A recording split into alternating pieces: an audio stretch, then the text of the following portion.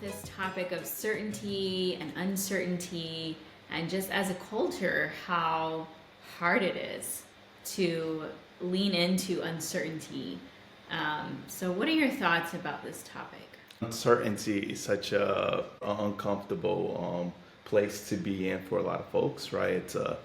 It tends to be a place that a lot of folks feel a lot of anxiety or whatever it might be. But there is so much like healing and growth that comes from like uncertainty. I'm a heavy believer that like there is some type of level of uncertainty that we all need to feel, experience, hold, be present with. I often think about the arguments, like this old like therapeutic argument about the therapist being silent, right? The therapist being quiet. And in a part of that, right, there is a beauty in it. Of course, there's at times that it could be harmful or out of place, but there's a beauty in the therapist kind of holding space for the uncertainty and sort of in a way is able to say like, hey, I'm here with you in this uncertain moment. Yeah, I mean, I definitely think our culture, and even with the movement of like technology, that people have less space in their life for uncertainty, right? There's like this fixation on wanting to be the expert on all things, Google, being able to find information or being able to find answers, and anything that feels unknown, like there is some way to grasp onto some illusion of certainty. Mm-hmm. But I do think it's quite a issue for people and for our culture to not really grapple with and be able to lean into this concept of like uncertainty and the discomfort of it and familiarity of it and the grayness of it, right? Like there's something very beautiful that I think does still exist and hopefully continues to still exist in the therapy space, where we can hold this gray uncertainty with people and we can hold it together, that there isn't like a quote unquote solution to fix your problems or to solve human suffering or to cure illness or to save us from ever being able to suffer again. Like that just is not a reality. And yet I feel like there's a lot of messages out there, especially of like, you know, people who are going to be able to, who have the cure, who have something that will help you to prevent you from having any more, you know, trauma issues or whatever it is. And so I do think there is something very valuable about ways to like create uncertainty in our lives and to allow it to exist, allow it to be there. What comes up for you just around like, how do you respond to uncertainty? And it's a good question, right? Of course, like I'm a person like anybody else that uncertainty could provide some kind of level of like anxiety, frustration, frustration with self, frustration with whatever the system that's around me, the environment that's around me. There's some level of uncertainty, right? Because I think in our minds, to an extent, kind of work in a way of like, it's like a predictive machine, right? So it's like predicting things. So when we will attempt to predict something, it's not in place. Our mind's like, oh crap, like what's happening? Why? This is not what I'm used to seeing. Why did this person respond that way? Why did whatever the lighting hit me differently today? So you like to kind of anticipate people's responses. That's how you deal with the uncertainty of knowing how they're going to respond. I think there still depends on the situation, right? Again, I'm a heavy proponent in the concept of uncertainty. It's also, I think uncertainty is like the ability to hold that space of uncertainty, and if it's done over time, that uncertain feeling or that discomfort in it tends to slowly kind of go away, right? So if there is something, right, if I'm learning, a new thing, right, I'm not a person who always enjoy like something that has a huge like learning curve. You know this about me, like if I don't pick up like whatever it is pretty quickly, I get frustrated and I kind of put it away. But at times I am just the world that we live in. There is this frustration. There is this part that I have to learn. Right? again, back to like the brain. I remember vividly in graduate school how we used to read all of this paper about the mind and the brain and all this like neuroscientific like terms that I'm like, crap, I will never learn these terms. I was so anxious about it. I was frustrated with myself. Like, now I'll read these journals, these articles about whatever the prefrontal cortex or this or that, and I'm like, what does that mean, and this and that, and I just thought to myself like, I will never learn these terms, right? But I think a part of me is a reminder, like over time, these things are going to be able to settle in, piece by piece, slowly it's going to settle in. So I do tend to like remind myself that like, okay, over time, these things are going to be a part of me. My mind is picking up some of this stuff. So eventually I am going to be comfortable with this sort of language, literature, this space, this environment, right, with this person. So I think over time that does start to settle into place, right? And that begins to settle my mind, my body, and some of that. Yeah. I mean, I think for me, I definitely like to know what I can know and read or learn or try to become some type of an expert on something as a way to deviate from some of the discomfort of not knowing or the uncertainty. And like, for example, if I'm going into a new situation or a new place, right, I try to anticipate or alleviate some of the anxiety around that by either like pre-planning or researching or trying to understand things so that I don't have to be in a place where I don't know things or that I have to ask questions or I am totally lost or make a fool of myself or something like that, right? Like there is that.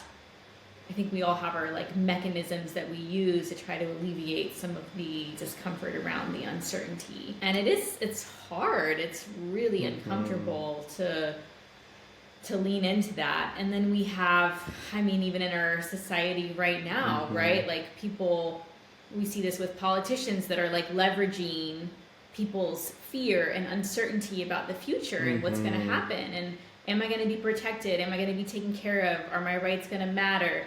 Right? And so then we see this with politicians like leveraging that uncertainty of like, oh, we're going to provide you this and there's some guarantee that you're not going to have to worry anymore. And so I do think it is quite an issue.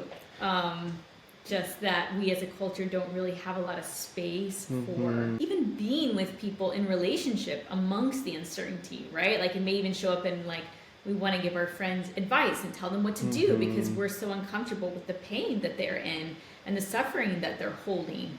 And yet this can be one of the most powerful things we can do is to be with them in it.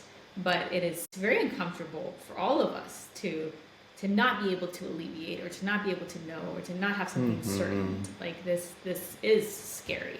Yeah, and I think just to add on to that, right, I think just to sort of hop on the whole like therapeutic like models and way that people approach therapy, right, I think there is this, for good reasons, right, there are like a lot of interventions out there. People are just so stuck on interventions and how can I provide this intervention? How can I make my client feel a certain way, feel some type of level of relief or some type of level of release, whatever it might be at this moment, right? And what tends to happen in those moments, a client is opening up, right? There's some uncertain things in their life. There's some trauma that's not, right? It's still like a lot is fragmented, and the therapist say, hey, can you think about this, right?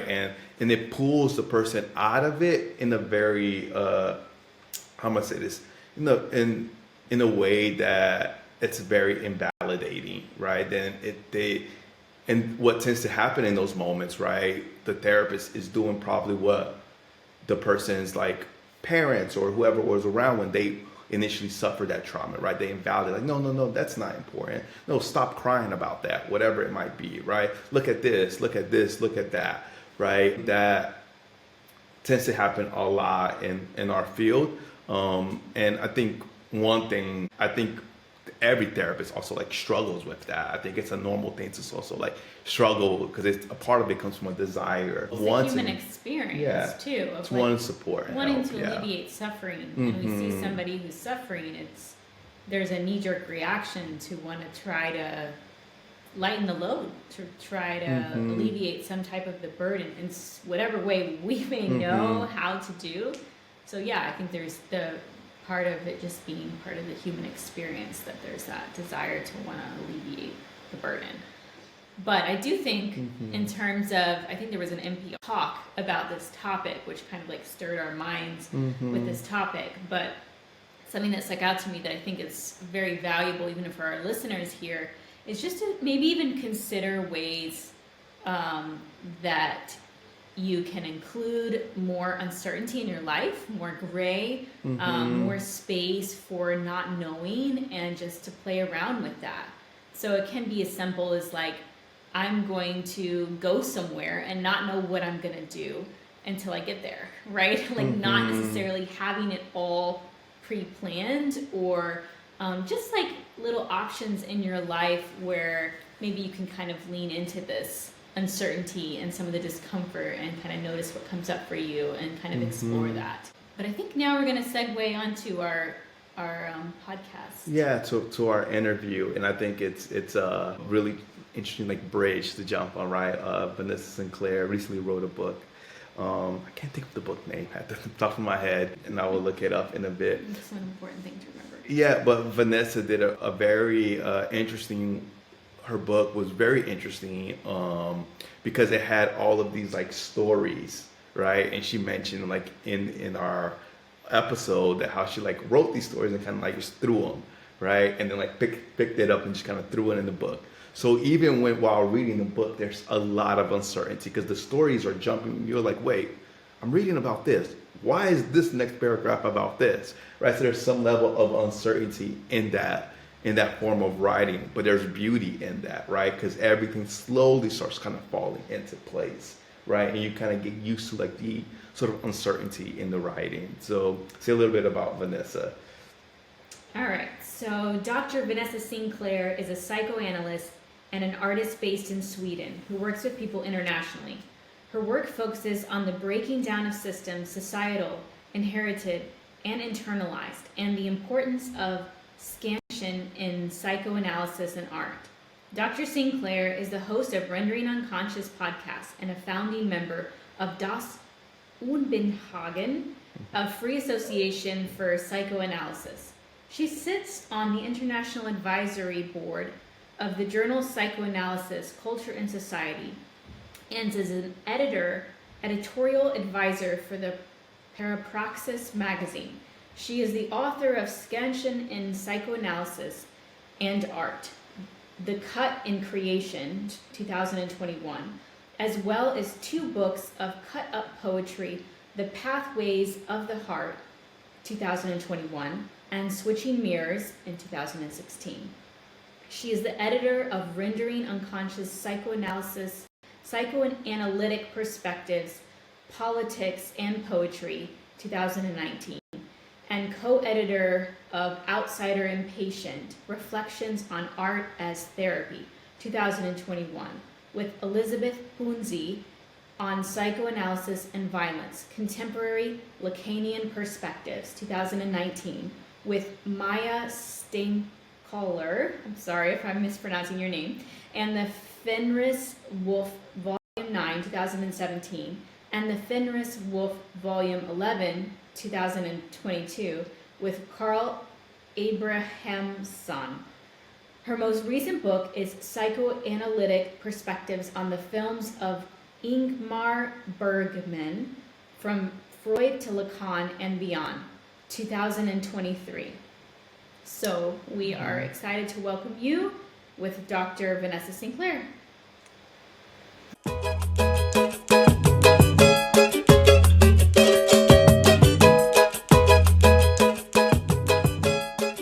Welcome to the House of Therapy podcast. I'm the host, Hassan Slima, and today I'm with Vanessa Sinclair.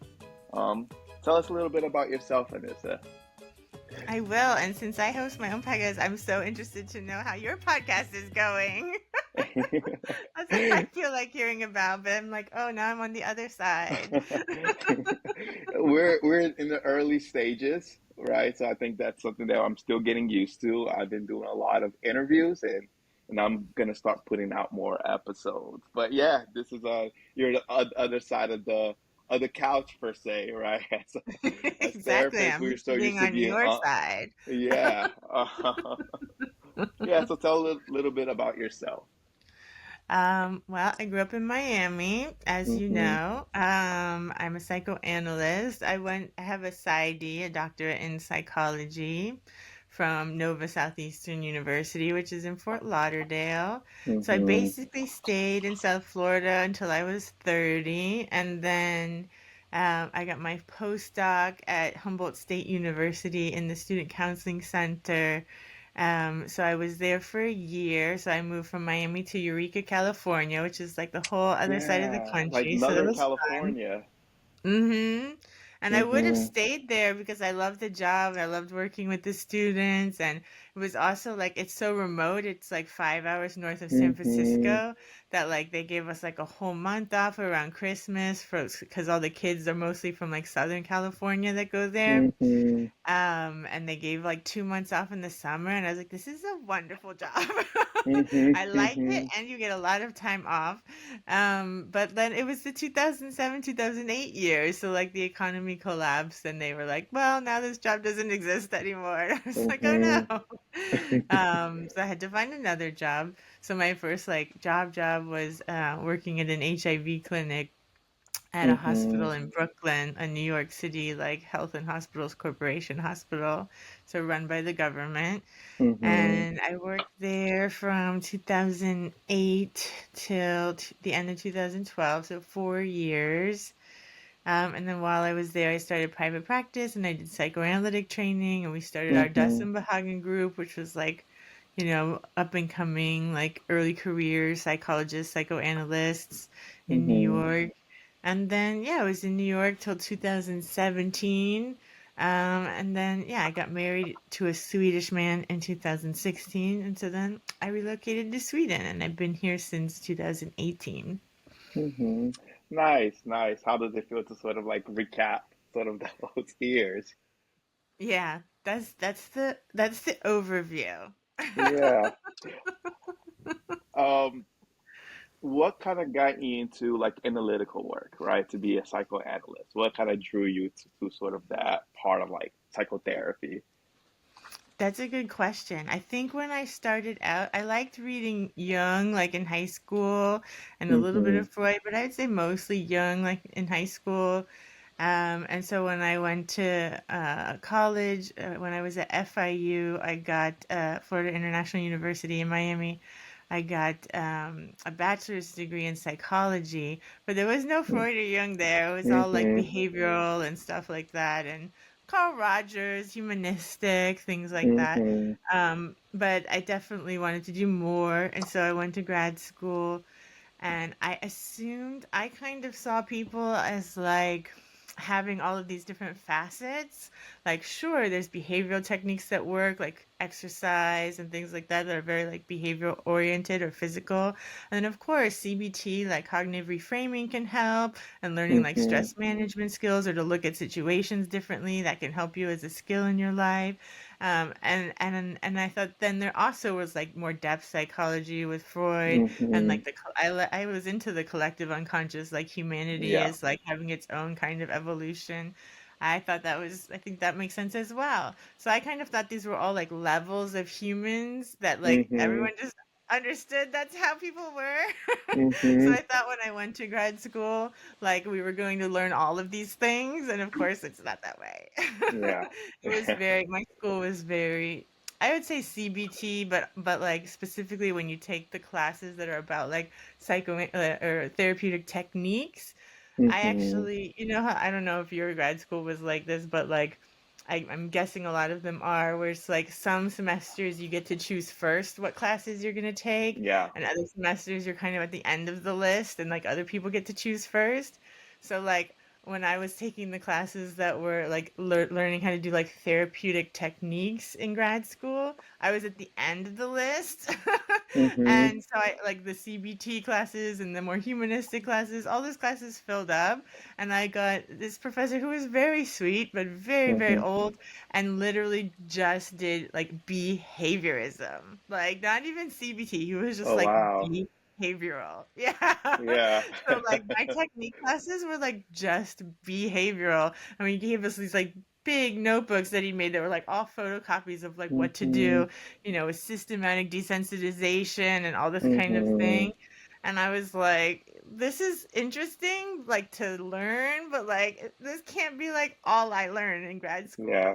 Like, Mm-hmm. there's like a Mm-hmm. whole wealth of other ways to think about people and treat people. But fortunately, there was these two also much older Mm-hmm. psychoanalysts that had like retired. They were from New York, but they had retired in Florida. Mm-hmm. And so they had like an office in our school, in exchange for like teaching electives, basically. So I Oh just like wow. attached myself to them and took like all of their electives. And then I learned like object relations and drive theory and this kind Mm-hmm. of thing.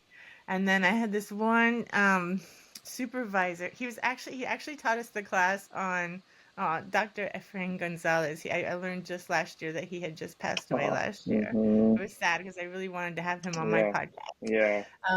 But he actually came in to teach us about like psychopharmaceuticals and like Mm-hmm. medication management, because at the time I was in school, they were just like developing this like master's degree that you could get if you had a PsyD, where you could also like Florida was going to pass like being able to prescribe. Oh wow. So I was thinking of taking that, but I ended up not, and I ended up moving away.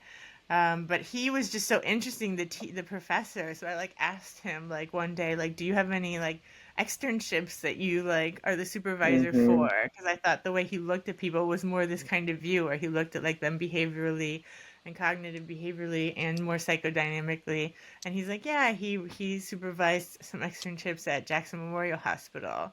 So I then Mm-hmm. followed him and thankfully got trained by him. So even though it was a hospital setting, it was really interesting to see how he could still look at people psychoanalytically, psychodynamically. Yeah. And it turned out in the end that when he went to Nova, they did have like a psychoanalytic program, and he was trained through the program as a psychoanalyst, but then ended up working in hospitals.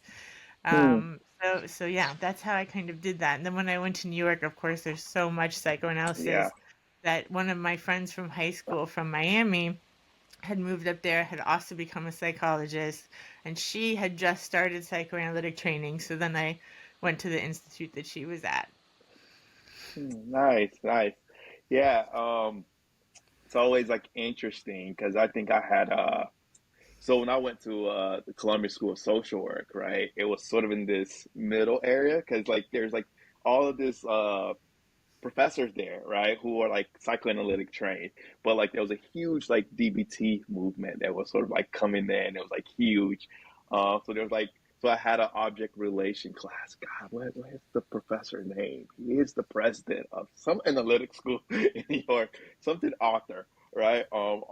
And so like he's an older man, right? He was like in his 80s, and he's like sort of this idea of almost screaming at the sky, like the good old days here that we used to be therapists, right?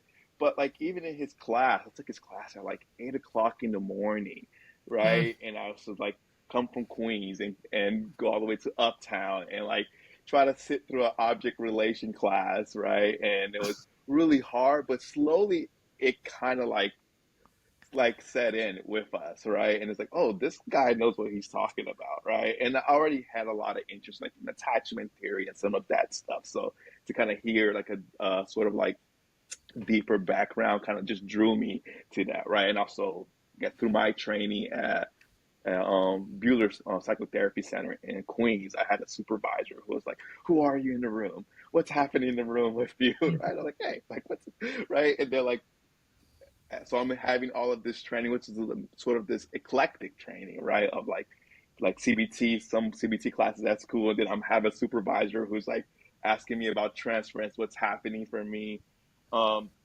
which also like always makes me sort of like excited, right? There's like this sort of idea of like play and this idea of like what's happening.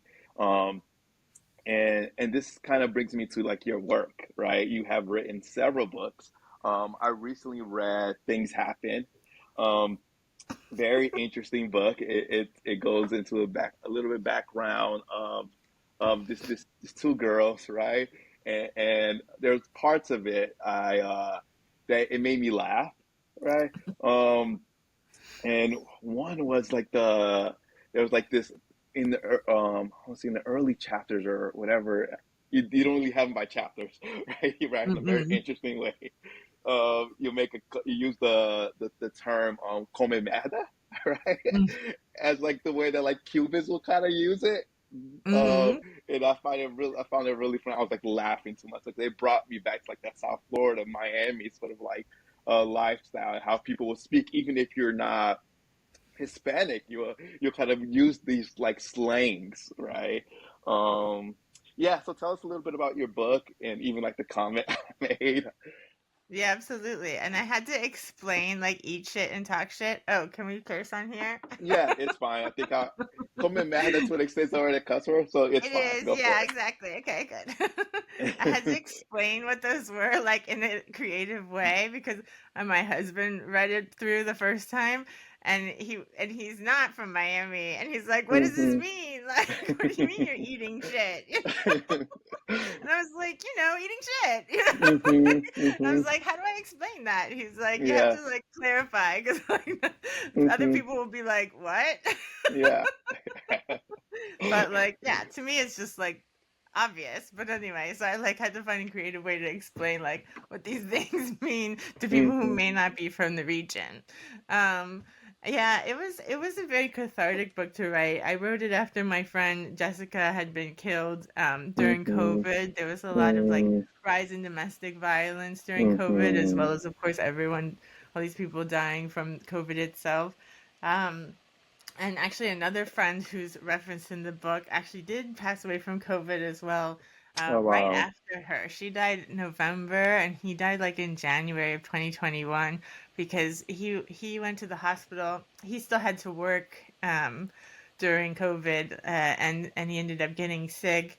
And then when he went to the hospital, they basically were like, "Well, you're only like 47 or something, and like, you'll be okay." And they sent him away. But he Hmm. also was like, didn't have insurance, like Yeah. he wasn't a Hmm. wealthy person.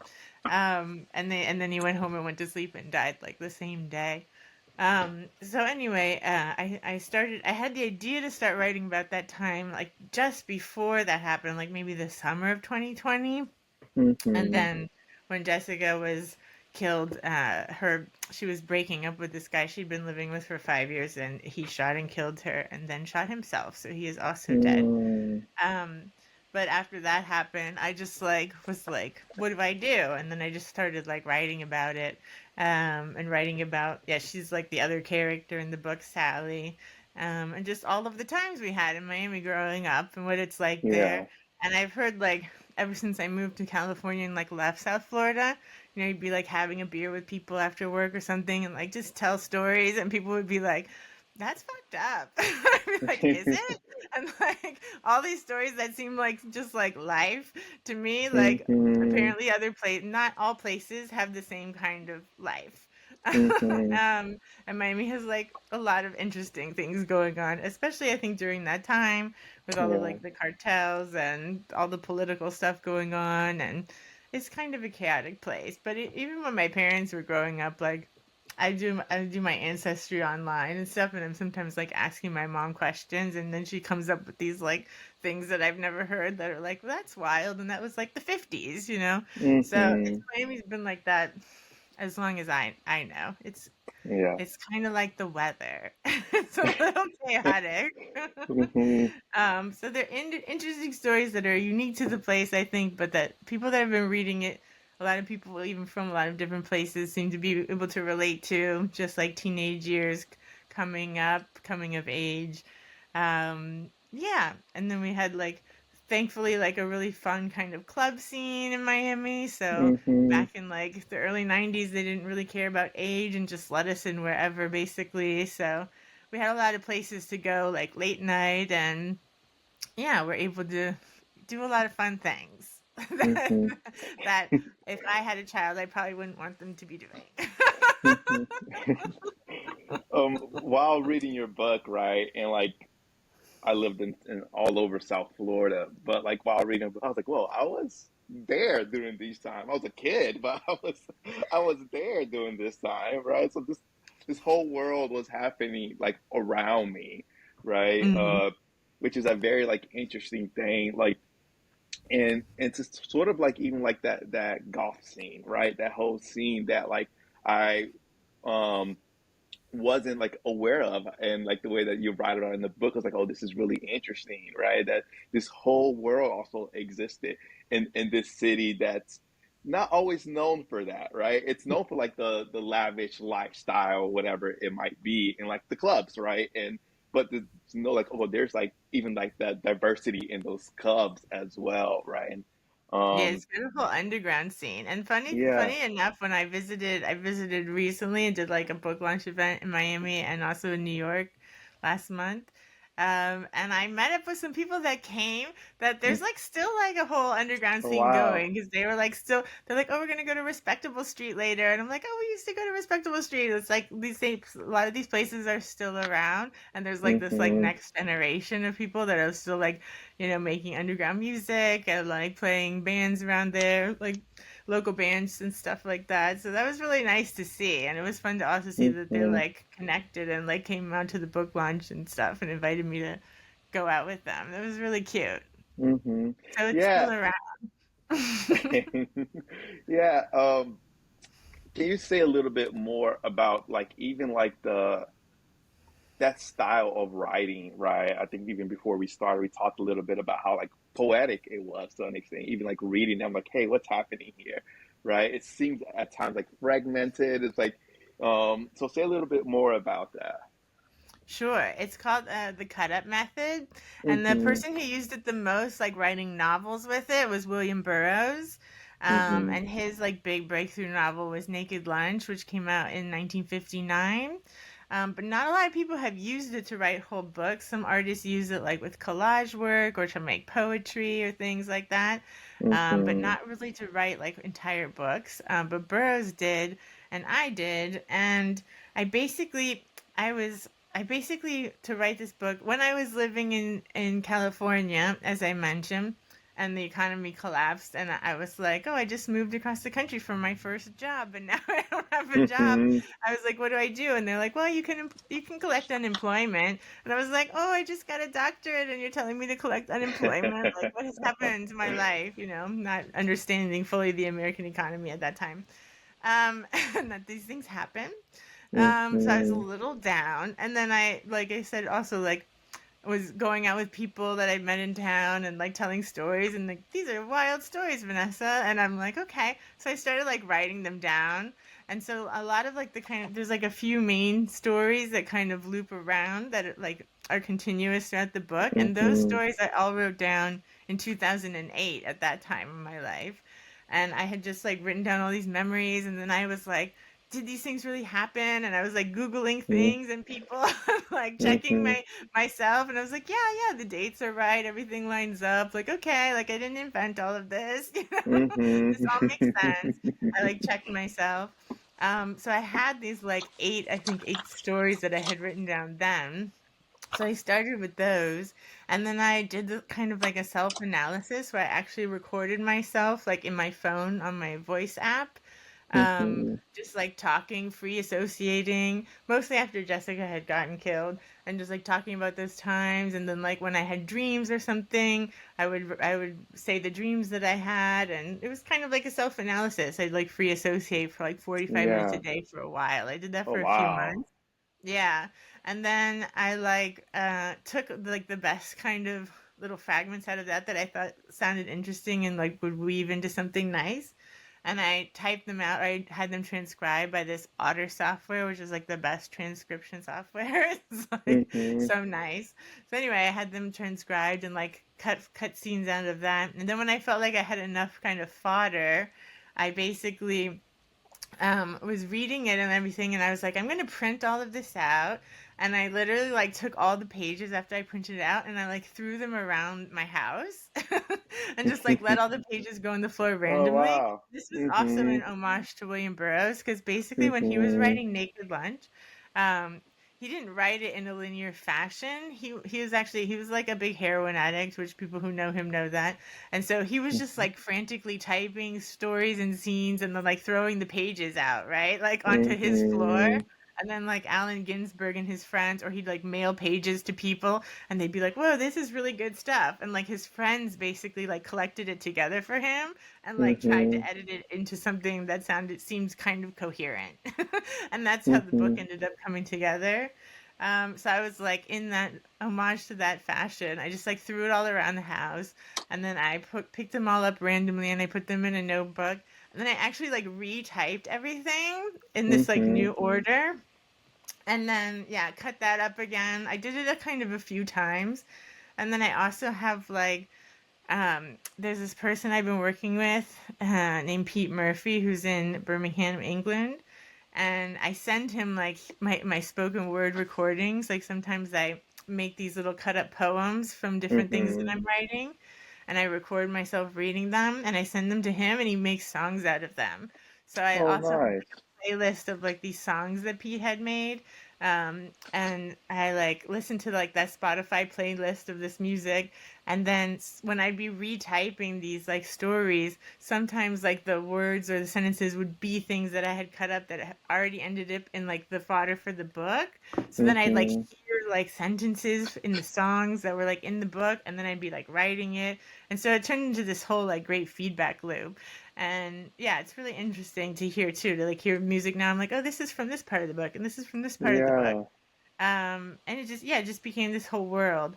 And so I think that the way that it's written, I had to like at the end when I had like the final product, I was like, okay, I have to make sure it reads a bit cohesively because you can't just have everything totally random.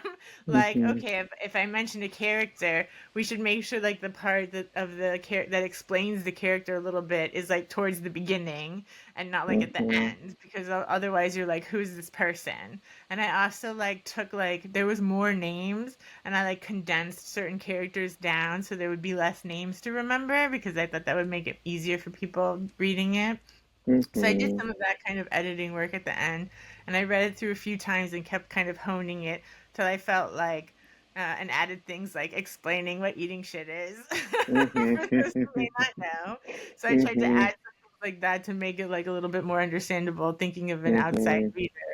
Until it came Mhm. to the final form, and I think it's pretty good. I've read it a couple times since Mhm. then. Like I read it on the plane to New York when I went, and yeah, I didn't find any typos or anything, so that's always nice because usually you always find something where you're like, ah, I missed that. Mhm. Yeah, I have a couple of thoughts about what you're saying. I also want to kind of give the definition to like eating shit, Oh because yeah. we kind of circled around it, which I guess you explaining what it means. Well, eating shit in the way you talk about it in the book Yeah. is like hanging out. Like Now, you're not just doing eating nothing. shit. You're Yeah. hanging out. You're just Yeah. like yeah, eating Yeah. shit.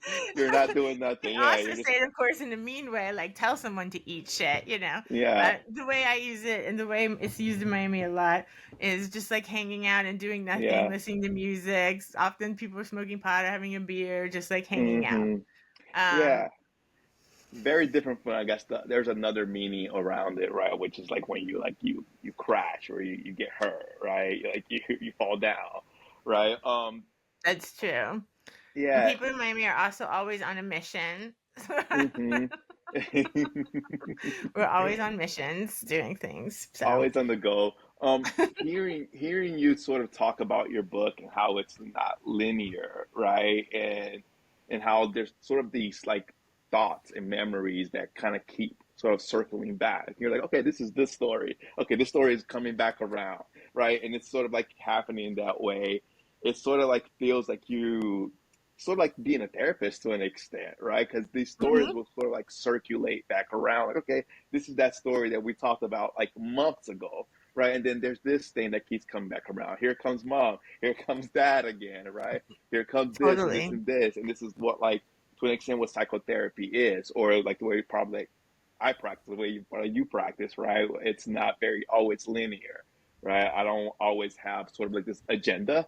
I'm gonna have a framework, but not an agenda that I'm always like, this is what we're gonna talk about this week or next week or this following week, right? So it's sort of like brings that idea that we kind of see a lot as a therapist, right? These stories keep popping out, and we keep seeing it sort of like opening up, like becoming Yeah, its own exactly. like Getting more and more of a picture of what's yeah, going on. yeah, yeah. I like Um, that. It's really true. yeah. How is that to kind of even hear it through that framework? I think that makes perfect sense. And to me, the process is like, I always feel like the creative process and my creative process usually involves the cut up method. Like I have a whole like box full of like cut up fragmented words, and I like to make poems, and I like to make collages and put the Mm-hmm. words in the collages. And I often then like make a collage, put the words in the collage randomly, and then I'll like transcribe that, and it'll become a poem, and then I'll read that out loud, like I said, and then it'll become a song. Mm-hmm. And then sometimes like my husband or me or someone else will like make a little video for the song, and then it'll become like a little video. And my husband's even made a couple of like experimental art films where like my cut of poems have become like the soundtrack, you know? So it's Mm-hmm. really fun to see those grow. And even once we had like an exhibition in Zurich where then he printed out film stills from the film that he made for like our experimental film, and then I collaged on top of those additionally. And Mm-hmm. then we displayed those. So it's really fun to see all the way that works. And to me, it all is like very related. Like it's very psychoanalytic, the process, I guess, because it's all like the way the human mind works and memory and Mm-hmm. consciousness. So I really feel like for me, the arts and psychoanalysis are like very intertwined. Um, and then a thing on another side of it that's interesting, that's not the creative process so much, but then like the summer after Jessica died, I like found out there was this book called Hotel Scarface that someone had Mm-hmm. written about this hotel, the Mutiny, where we Mm-hmm. used to hang out at. And so then I read that book, and like I wrote something on like Twitter or something like, oh, that feeling when like the hotel you used to squat at, like there's a whole book about it. And then the author Mm-hmm. got in touch with me, and then I had him on my podcast, and then I was on his podcast. And that was really interesting too, because he like really wrote out the like actual linear history of like what went down during that time. And that's how Mm-hmm. I learned a lot and like made sense of a lot of it, and like connected a lot of the dots to like, okay, this wasn't just us being like wild crazy teenage kids, Mm-hmm. you know, like there's like a much bigger like political scene of things that were happening. um that made it all make more sense, because we like knew this hotel, the Mutiny, was like this like disco hotel that had different themed rooms, but then we didn't know the extent of like what was going on there and how like all these cartels were meeting there. Now it's been in like Mm-hmm. this Griselda show that came out recently, like it's featured Mm-hmm. there, and like the film Scarface literally is like takes place, a lot of it at the same place at the hotel. That's why it's called Hotel Scarface. Mm-hmm. So yeah, it was interesting to like put it into context that way as well. And I always wish that like Jessica could have known all that context, but I just like to Mm-hmm. think that she's somewhere and Yeah. enjoying all of this. Mm-hmm. Enjoying Mm-hmm. learning all of this as well. Yeah. And can you tell us a little bit about Mutiny Hotel? What is it, right? Kind of explain to, I guess, to the audience what it is and what it was, I guess, right? Because it's Yeah, not it's there a special anymore. place. Mm-hmm. I mean, when I had the author Robin Farzad on my podcast, I'm just like, what was this place about for you? He's like, I don't know, I'm just attracted to it. He like, it's an interesting story too, how we connected, and not just in that way, but he's basically like 1 year older than me. He graduated high school in '94, and I graduated in '95, and he literally like his book ends, Hotel Scarface ends where he's in Peacock Park, which is Mm-hmm. mentioned a lot in the book, and he's literally like selling lemonade. Like that's the job that he had. It was like a Mm-hmm. lemonade stand, Mm-hmm. and he's selling lemonade at like in the Coconut Grove in Miami. There were always these like festivals, like an arts festival, or they'd have like Mm-hmm. concerts in the park and things. And he was selling lemonade like across the street from this abandoned hotel. And this guy, like, with gold chains and like looking really cool to him, like came over and like asked him, like, oh, do you know about that place, like pointing at this hotel. And he's like, no, and he's like, he showed him this, like, flashed him this like gold card that had this like picture of this pirate on it, which was like the mutiny's like club card, because it had like a exclusive club on the ground floor. And like he was like, 17 and just like, whoa, this guy's the coolest. And then the guy like gave him like a $50 bill or something to pay for his like Yeah. $2 lemonade and was like, keep the change. So he just was like, oh, this guy's like the coolest. And then he like looked and he's like, and there's all these like goth kids and crackheads, that's what he wrote, like hanging out the windows. And that's like how his book ends. And I was like, that was us. Like, we were the goth kids, like, that's so wild. He's like, it's so weird to meet one of you, It's like, yeah, it's like we were literally like always hanging out in this abandoned hotel. And it was abandoned at that time. This is like 93, 94 because of Hurricane Andrew. It was in 92. And that like completely like wiped it out. It was like a cinder block, like a concrete building. So it still had like its frame, but like you couldn't tell like where the rooms were or anything. He kept asking me like, which room were you in? I'm like, there was no rooms. It was just like concrete. Like there was no drywall or electric or anything. It was just like concrete. And before that, I think it had been built in like the late 60s or something. And during the 70s and the 80s, it was like this huge disco hotel where they had like every room was a different theme. Like they had like a Japanese room, an Arabian Nights room, and like a futuristic room, and like every different kind of room you could imagine. And there was like all the like movie stars, like Miami Vice was happening at the time, and like those guys hung out there, and like all the rock stars and just everybody, and including also like the cartels. Like everybody was hanging out there. It was like the place to be in Miami for like, a decade basically. And there was apparently a lot of like dealing going on and like paying off of like federal agents and things so that they didn't get in trouble. And then this is like the spot they'd meet and like do all of that kind of thing. So it's like a big hub. And like we had no idea. And like literally my elementary school is like across the street from this building. It's like this little like Episcopalian school, and we're like, and at the same time it was happening, we were like playing kickball, in the park across the street or whatever. So it's just like, yeah, it's kind of wild to think about. But there was definitely, always things on the news about this. Like there was like a Time magazine cover that was like Paradise Lost about Miami at the time. And there was like so many killings at that time that like they had to like borrow trucks from Burger King to like put all the bodies in and things like that. So it was like pretty out of hand for a period of time. Yeah. I think a lot of people don't know why Miami's called like the Magic City, right? Because it just sort of like appeared over like the 60s and 70s, like out of nowhere in the 70s and 80s, kind of just happened, right? It was like where all these buildings kind of come from, right? And it's money laundering. Yeah, 100%, right? And it's same reason a lot of buildings still are appearing. yeah. There's a lot more. Like there's a lot more buildings there, right? Which is a whole interesting to kind of have that as like the background of the city, right? And people sort of know it, right? There's this rapper really famous from Miami called Trick Daddy. I don't know if you ever heard of him. And I love Trick Daddy, of course. and there's like this one, and there's like this one line that he that for some reason always like stuck with me. Like everyone knows somebody that knows somebody that knows something about it, right? And that's like the idea of like Miami. Like even if you're so far removed, you know somebody that knows somebody that knows something about it, right? It's an interesting thing.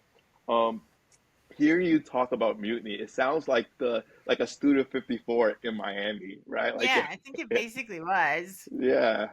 There's also earlier than that. There was like when my parents were in their 20s, the Grove. They were like, my parents were born in 43 and 47, so like they were like in their 20s during the 60s. And my dad was drafted because it was Vietnam era. But my mom's an artist, and she was in the Grove.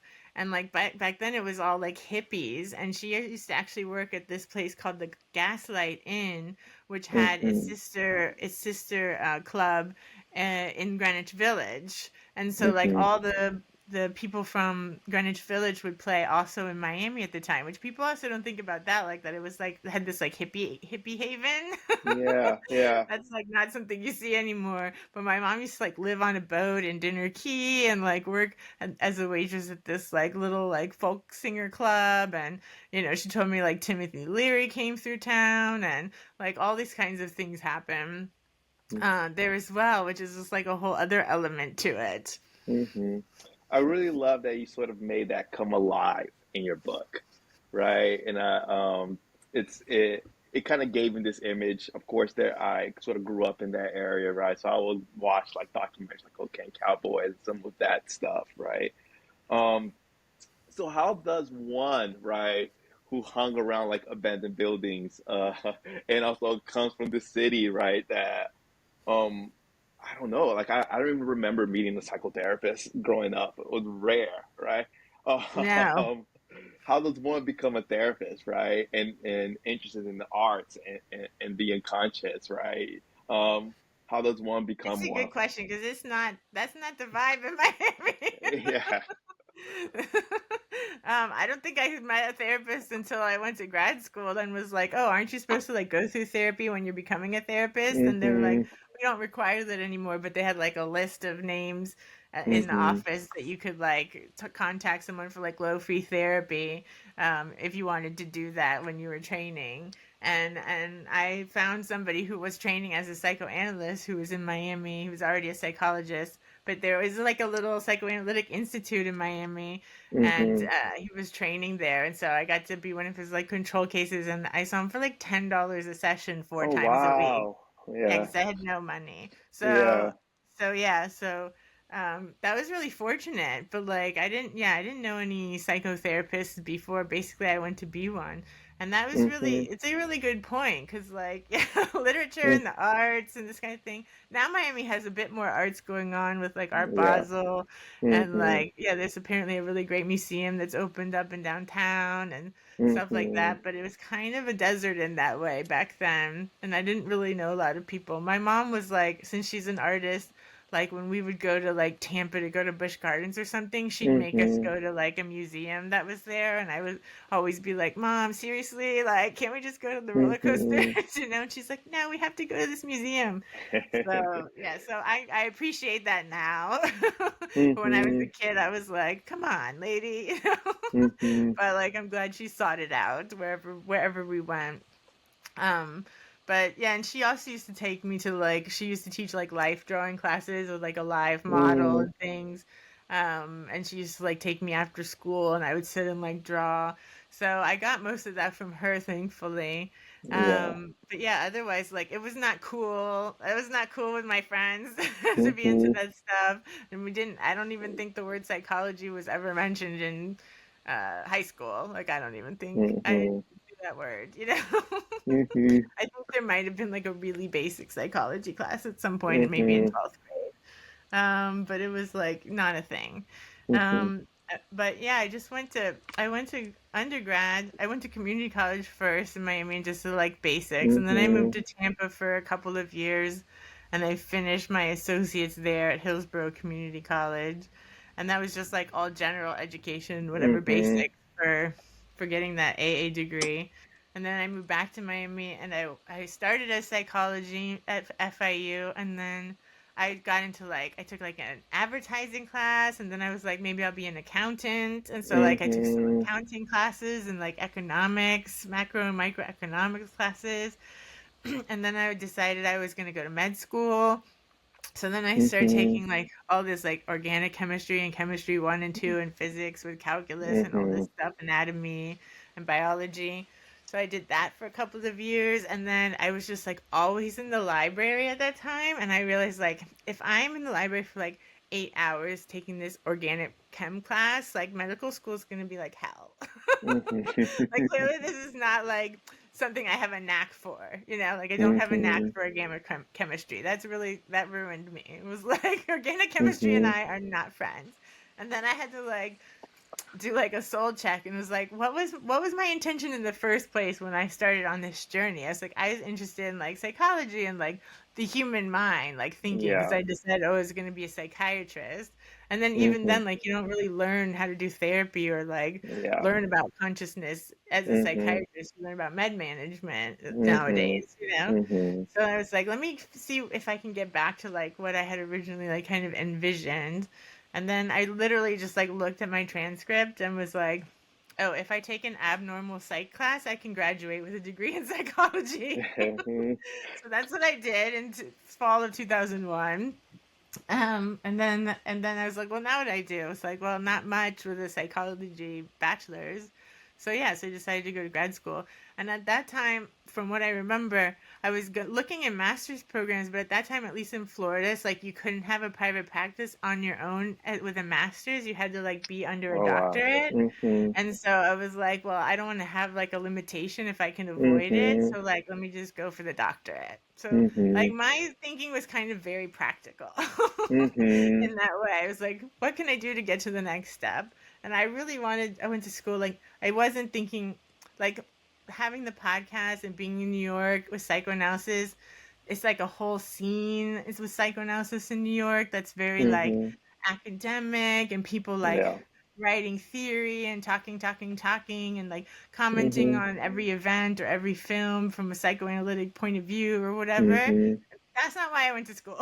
Yeah. Yeah. I can tell you that right now. I like got into it when I was in New York and I was like, oh, this is interesting. This is like a whole world I didn't know existed because Mm-hmm. it didn't exist where I'm Yeah. from and growing up and with my family, class system and everything. Like, this is not something I even knew existed, were these people. Like, I didn't know they Mm-hmm. existed.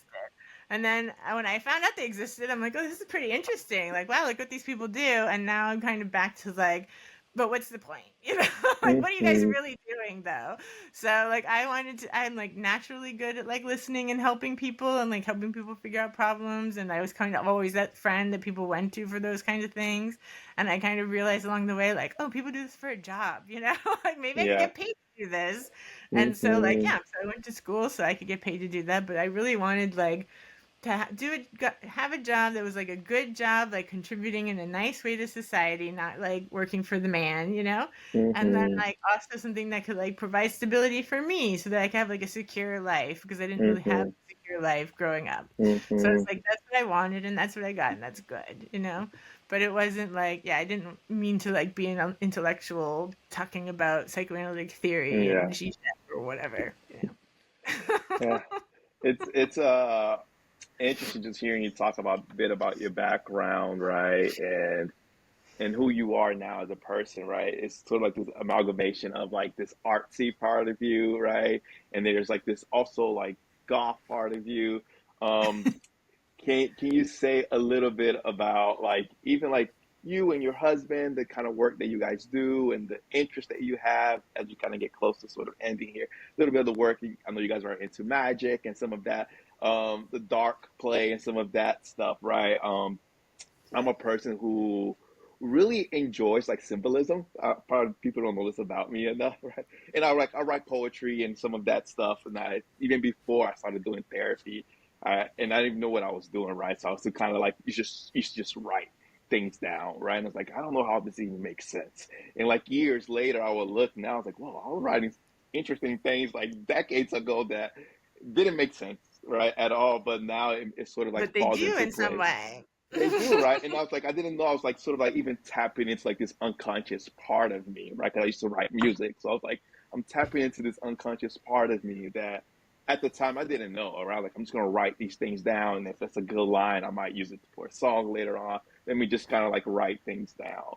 Um, but yeah, some of like the work that you do, the unconscious and things like your interests a bit. Sure. Um, yeah, and I also just had the thought when you were talking too, with my mom gave me like a lot of the arts. My dad's a construction worker, and I feel like I got my Mm-hmm. kind of practicalness from him. So it's like I Mm-hmm. have like the creative side. My mom is not practical at all. Mm-hmm. But then the more like grounded practical, like, okay, how are we gonna make this work? It's like dad, Yeah. So it's like the two Mm-hmm. sides.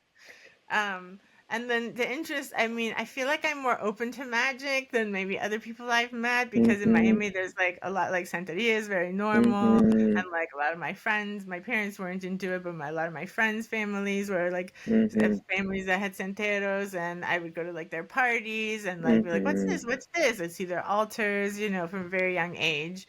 So I feel like that makes me like more like open to a magical worldview than maybe other people in the U.S. like don't come from areas where these things are more prominent. And then also even like going to Episcopal schools, like I was very involved in like being like a little altar kid and like, you know, doing the incense and the readings and helping set up the altar and like put the robes on the priest and get out to the Eucharist and all this kind of thing. So I feel like, and we went to church like every day before school, except for Fridays, but like basically 5 or 6 days a week I was going to church from like age 4 until age 12. So that's like a serious indoctrination. But I definitely like I loved it when I was a kid. Like now I'm like, ooh, but like then I just like loved it. And I like playing the bells and singing in the choir, and I did the whole thing, you know. I was really into it. And I would like play hymns on my keyboard when I was at home and like practice them by myself. And I grew up as an only child, so I was entertaining myself a lot. So I had a lot of like creativity in that way as well, making up my own games and things. And then I met my husband in 2013. He was a writer. He has a journal called The Fenris Wolf, which is this kind of magical cultural writing. They write a lot about like there's psychology in there and like art, a lot of things they use Jung, again, because that's the more like kind of new age occult world analyst that to go to. And then yeah, just all different. Like he invites all different kinds of like magical practitioners, and I knew about that before I met him. And then I was dating this friend of his that's also an artist, and this like trans artist, like experimental musician person named Genesis Peorage. And Genesis told me, oh, my friend Carl's coming into town from Sweden. We should go to his book launch. And so I said, okay, let's go. And then Genesis was going on tour the next day. It was like, I remember it was the day before Halloween, and said, yeah, like I don't feel up to like going out tonight and then having to leave early in the morning. Because Jen was like, I was 36 and Jen was 63. Our ages were reversed. And so I said, okay, well, I'll just go anyway, because I had already planned, and Carl was, his book launch was at my friend's bookstore. It was like an occult bookstore called Catland in Brooklyn. So I was planning to see my friends there anyway. So I went anyway and met Carl, and then, yeah, we exchanged emails, and I bought his book, of course. And, yeah, and then we just kept in touch, and I started writing for this journal, The Fenris Wolf, like I wrote about. It was actually funny. I had written this piece on psychoanalysis and Dada, the Dada movement, because they're actually the first ones to use this kind of cut-up method. It was this artist in 1920 named Tristan Tzara, and he would cut individual words out of like a newspaper article and put them all in a hat, and then he would like shake the hat, but he would do it as like a live performance on stage. He would pull the words out of the hat at random, and he would recite them as he pulled them, so he would do like this like automatic poetry in that way, and he called them accidental poems. And he did that at the Cabaret Voltaire, which was like this kind of site where the Dada movement was birthed. It's in Zurich, Switzerland, during World War I. Like all Zurich was neutral in the middle of the war, so all these artists like fled there for safety during World War I. And then they had this like cabaret, this like literary cabaret where they would put on performances and performance art and stuff. So I thought it was interesting that this kind of movement of this like kind of unconscious or free associative poetry, and they did performances and songs, happened at the same time as like psychoanalysis was happening. And I wrote this paper making these kind of connections between the psychoanalytic theory and Dada, just like we were talking about in the cut up, and how they're kind of similar. And I wrote it as this like little contest when I was a candidate at the Psychoanalytic Institute, and of course they hated my paper. But I was like, but then Carl wrote me, and he was like, hey, I've already passed the deadline for like the next issue of this journal I'm doing, like, but do you have anything that's maybe be already ready that could go in it. And I was like, well, I have this piece I wrote on psychoanalysis and data. And then he's like, oh, this is fantastic. So like Carl's kind of a saving grace bridge for me, and like getting out of this like institutional thinking that's like very dry and boring and old, and being able to do more creative and magical work. Because everything that, the institute I was at hated, he was like, this is great, let's publish it. And I was like, thanks, Carl. And of course, he published my book, Things Happen. So Yeah. thank you, Carl. And he's been an occultist and writing about it like since the 80s. We had this book launch event last night that we were talking about before we were recording. And he like met Anton LaVey when he was like 23 in 1989. So like he's like a old school guy in this area. And yeah, he's kind of opened up this whole world, and I'm like, this is much more fun than talking about psychoanalysis with academics. So I'm just gonna keep going this way. Yeah. No, that's awesome. While you were talking, right, I had a thought. It was like sort of this, I think it was like either like a meme or somebody posted this, right, around like the concept that like you're not a therapist till you have a patient in the room who said that they see the devil in the room with you, right? Like, I see the devil in the room. The devil is sitting beside me, whatever it was, the comment. And I found it hilarious, right? Because some of like these images, like magic, whatever you want to call it, they always like surface up even in the space with us, right? Always. Yeah. And as much as people would try to get folks who are more stable, like those things still come up in dreams or whatever it might be, right? And synchronicities and things, but they mean something for people, or even ancestors. Like some cultures venerate ancestors and talk to the ancestors, and just because like the U.S. doesn't tend to, or it says like that's weird, that's like normal all over the world. So like, who's this like little narrow-minded culture to judge everyone else, you know? Yeah, and I think a huge part of like the way I see our work, right? There's like this tapestry of like emotions, feelings, experiences, memories, right? And if we could take the time, right? It seems all fragmented, but if we take the time to kind of even like just highlight it and just like, oh, this is what's happened. This is what happened to the 4-year-old you, right? That feeling, that emotion that was repressed once, right? And we kind of do that over the years. And this person who felt very fragmented, right? It's like, oh, these are all like parts of me, right? This is who I am. And then there's like beauty in that, right? That it doesn't take a day doing, right? It takes like a lot of work. But to even be able to see those different parts of you and validate those, like the tapestry of you, right? And even this dark spaces, right, that we fear so much, right? This dark parts of us, right? The shadow work and all of that stuff, right? That it's as a therapist, that's what sort of excites me at times, because our work can be really heavy, right? So like that ability to kind of, okay, like this is like very like there's more to this, right? Instead of like having the fear around it, to even explore the fear with the client and everything. And I feel like the fear has a lot more power, because like literally like everyone I've ever worked with at some point is like, I know this sounds crazy, but I had this synchronicity, or I had this thing happen in my dream, or I thought that this meant this or whatever, and I know that's not really real. And it's like, yeah, but like literally everyone has these experiences. So like maybe that's part of human experience, even if we can't explain how it works like through like Western science or whatever. But like I feel like the fear of like thinking that that's weird or crazy or something is a lot more powerful than when people like realize that it's okay to talk about, and that it isn't like you normalize these experiences for people.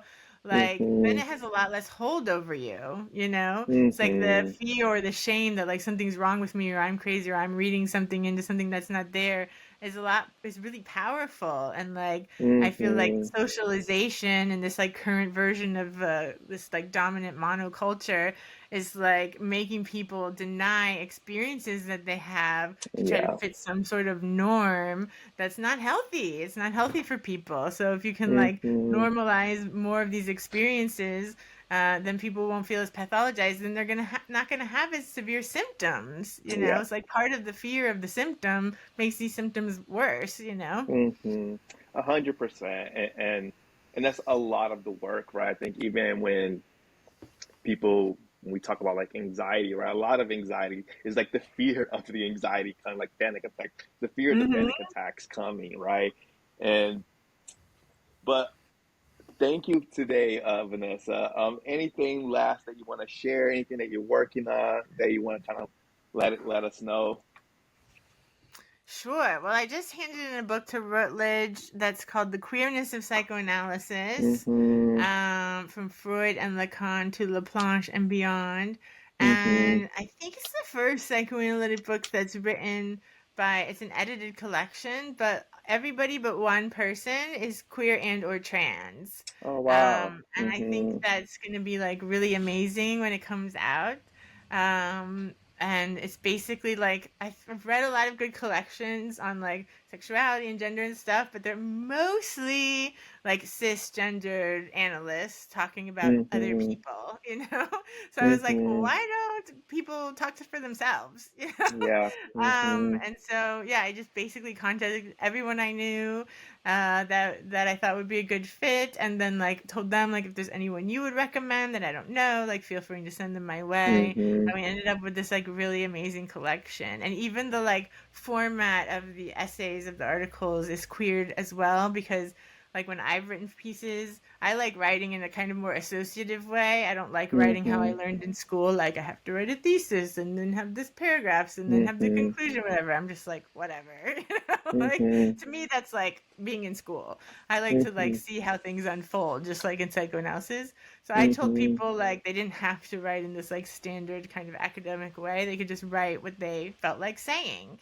And Mm-hmm. so like one contributor like even like interviewed a lot of drag queens and like drag Mm-hmm. performers, and like took their texts and their words, and made a piece out of that. So that's really interesting. So it's like, yeah, there's a lot of great pieces in there. So that's coming out, should be out by the end of the year from Oh Routledge. wow.